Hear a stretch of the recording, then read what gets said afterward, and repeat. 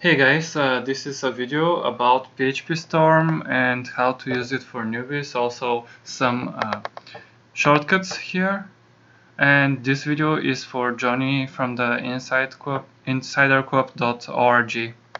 So, yep, let's start it. First thing about PhpStorm that you want to know is that it saves your files instantly. When you type something, it will save the file right away. And if you delete it, whatever, if you change the file, it saves it.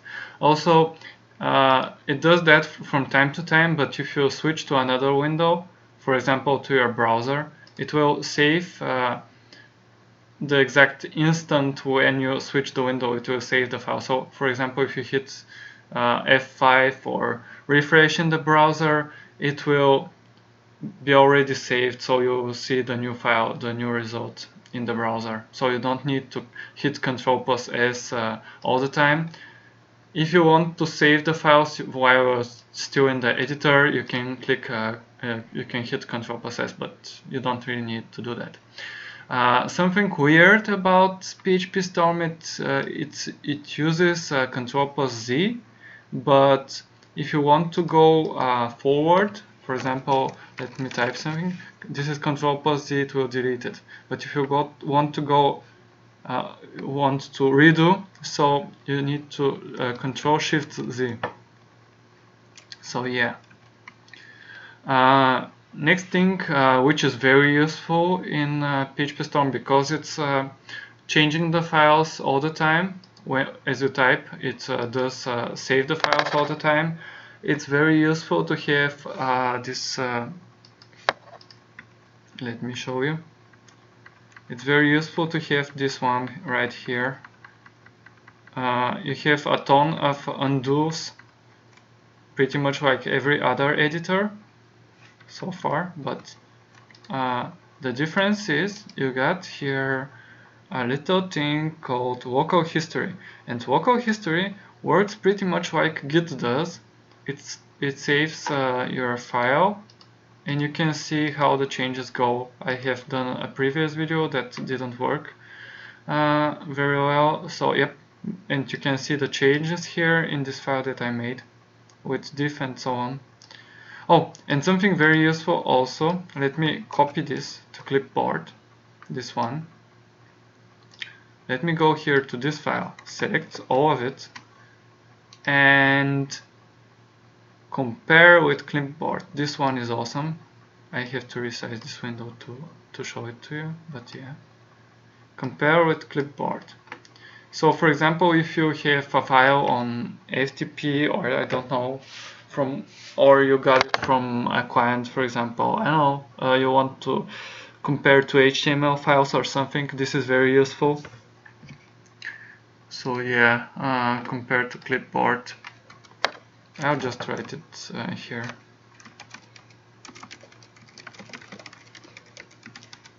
And I'll do something, but I'll explain it later with this moving the line here.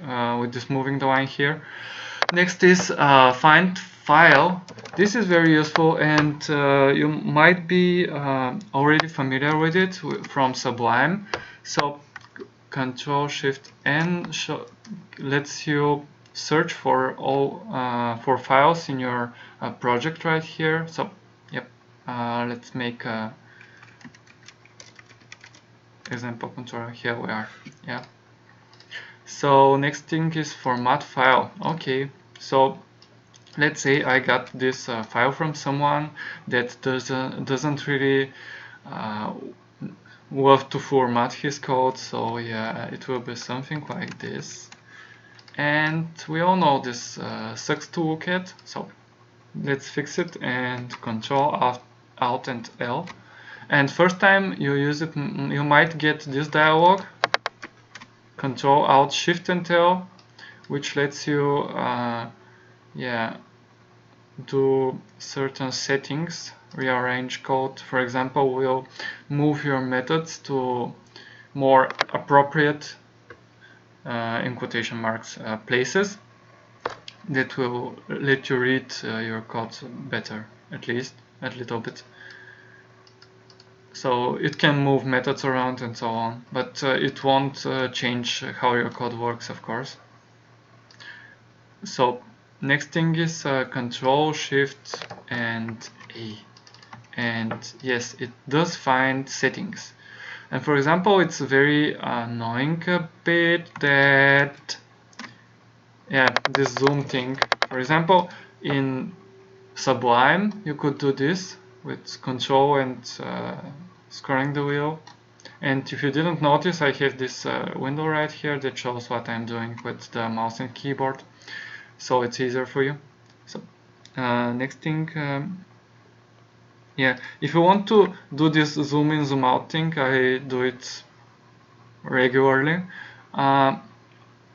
You can go Control Shift A and find setting and write zoom and maybe look from the results here, and here you see mouse change font size on zoom, and you can turn it off and turn it on and so on.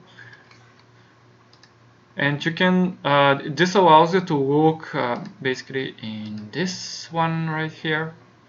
Here you can search zoom again, and you can maybe find it here and enable it. Yes, this one. But this one searches in the menus here too, so it's better, easier to find things. Double shift is something that gets advertised a lot. I don't know, I did check maybe a page or two about PhpStorm, and they all rave about this feature. It's cool, but it's not the best. The best for me is finding file by file name, this Control Shift N things that looks for files, because I know how my files are named. And you can also, I know, go to, if you know the folder name, you can go to middleware, authenticate. You see, you don't need to write the whole thing. You can go instantly there, no clicking. So yeah, and this one finds symbols. This one does, for example, let me find. You can find it finds the file, it finds the class, and it finds, yeah, it's looking for symbols and so on. For example, here if I write index, it will find index files, it will find index whatever, in those index methods, and so on and so on. But I really prefer the find one, the find file here. So yeah. Yeah, this one is also very useful.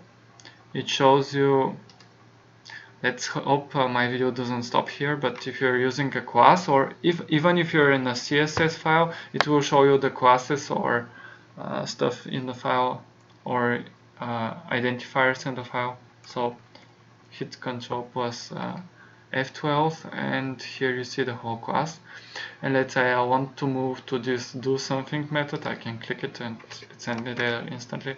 Or I want to move to index, just go index, that's it. Yeah. So next thing, recently edited files. Well, you got this pretty much in every editor, but here it's like this. And let me show you something useful. Also that I didn't really come to right here, but it's well,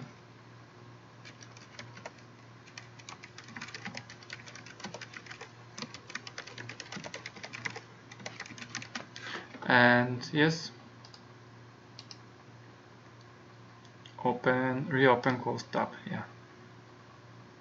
So yeah, this one is cool because you don't need to search for that file or remember how it, which one is what it was. So yeah. So I showed you all of this. Control Shift plus E, recently edited files. Yes. Duplicate selection. And this one, if I hit it like this, it will duplicate the line, and if I select a few lines, it will duplicate those. So yeah, Ctrl+X does cut, as it always does, but if you don't select anything, it will cut the current line. Alt+Enter shows options and it equals white bulb. What does it mean? Well, here you see I have selected something and it shows me this white bulb. Click or press Alt+Enter. So if I click it, I see this generate PHP doc for function, but it depends on where your cursor is. So for example, here it shows generate for this one, for this function, and I don't know, if I do let's delete this one, it will let me create the class field. So Alt Enter. I can add the property to the PHP doc, I can add the field, and I can surround with if empty blah blah blah or some other refactorings. So yeah, but I want to add the field, just add the field. Yeah. Private, yes, I want private, okay. Refactoring, select code, right click, blah blah blah, refactor. Okay, so for example, if I want let me show you this one. Oh no, I'll use the local history. Show history, yes. And I'll select, I'll show you how I use it. I'll select, right, this one. Double click it, revert. Okay, we're done. So, where was I? Oh yeah, the options. So refactoring.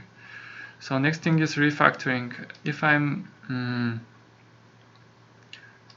so refactoring will come later because I want to first edit some code with hold down Alt and click multiple lines, multiple cursors. So you maybe know this one from Sublime and from other editors, but here you get in Sublime, I believe you have to press and hold Control, and I'm just holding Alt and clicking here. So yeah, and what you do on a single cursor, you can look at only at the first one or the last one. What you do with the keyboard, it does it for all of them. So for example, I press Control / and it will remove the comment for this one and all the other ones. So next thing is maybe I want to make an array from this one. So yeah, go to end, press, no, go home first. Here, go to end, press, quote. Yes, we need the commas, and we also need to start somewhere and to end this array somewhere.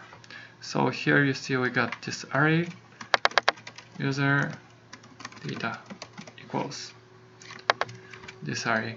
So for example, let's say I want to do something with the user data.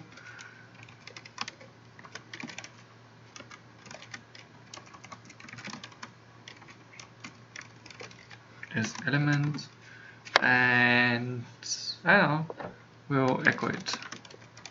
Element 1, whatever, doesn't really matter. But let's say I want to extract this into a method. So how do I do that?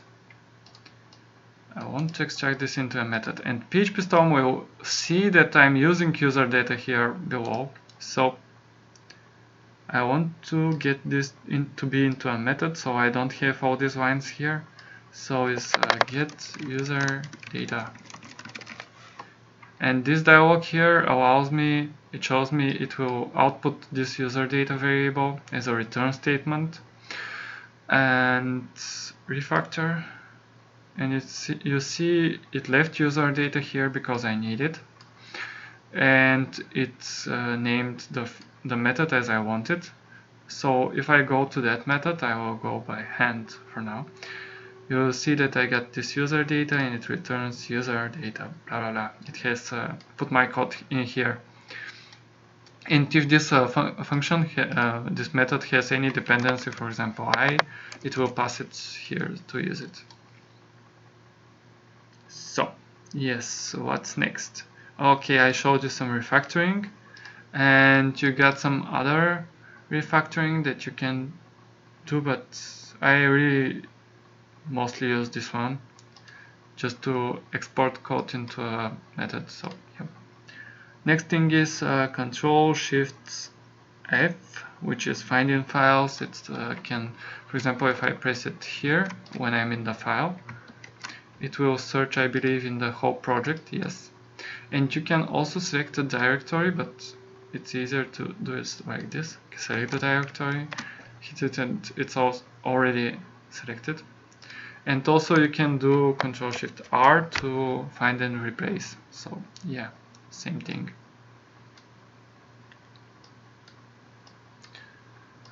So what's next? Yes, I showed you this one, but I didn't show it, tell you the command. So it's when my cursor is on this line and I want to move it up. For example, I don't know, if I want to get this, if 1 equals 1, I don't know, some statement, right? This one, I can just move it like this and move it in. Oops. Yeah.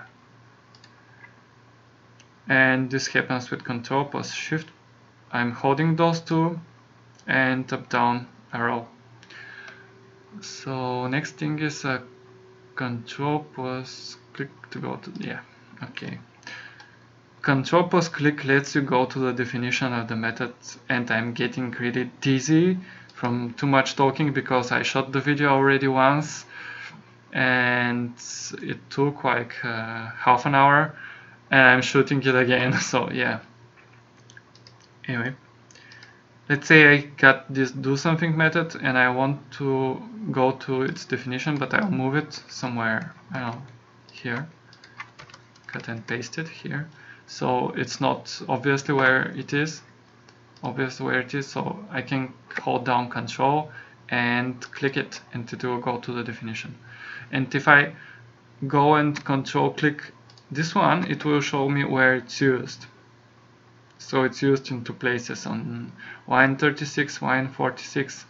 And this reminds me of going to line, and it's Control plus G, I believe. Let me check this. But yeah, it's hard to take it out of my head because it's already in my hands. It's already programmed in them, so yeah. We all get those errors where in PHP when it says something happened on line, I don't know, line 10 in some file, blah blah blah, and you gotta go look at what happened there. For example, notification or whatever. So for example, I got this in example controller on line 10. So what do? I go to example controller and I hit Control G, line 10. That's it, I'm there. Well, this obviously didn't cause the error, but yeah, you get the idea. It's very very fast to get there. So I believe I showed you pretty much everything that there is to show to a newbie. Maybe you're a bit overwhelmed with this information, but yeah, you got the video. You can watch it sometimes later. Clipboard. Let me fix this. And you can use this Alt plus Enter thing everywhere. So change to selected and clipboard. Yes, here we go. It's very very useful when you're writing your variables and you got the words wrong, and it also does check when, for example, this user data, and if I do this, you see it's oops. So yeah. Oh, I got this one that I didn't show you. It's Shift plus F6, and it's really renaming things. But how is it renaming things? So yeah, this one. Example controller 1, yeah, or whatever. And you can search for references and comments and strings and blah blah blah, because this actually helps you find this exact text in other files and change it. For example, if this class is somehow referenced to in other files, you can change them as well when you're changing the file name, so you don't have to do this control L, yeah, finding path or finding project thing that I showed you. So yeah, and you can also rename your variables. It's very useful. Shift F6, and it lets me. You gotta look at this one here. Let me move it a little bit down there so you can see it. Control, and if I change this one, this one changes. So it's user. I don't know. Right. And it will change throughout the class. So for example, this one here, I got this one and myvar2, myvar1, whatever. It changed this one too, so it's great.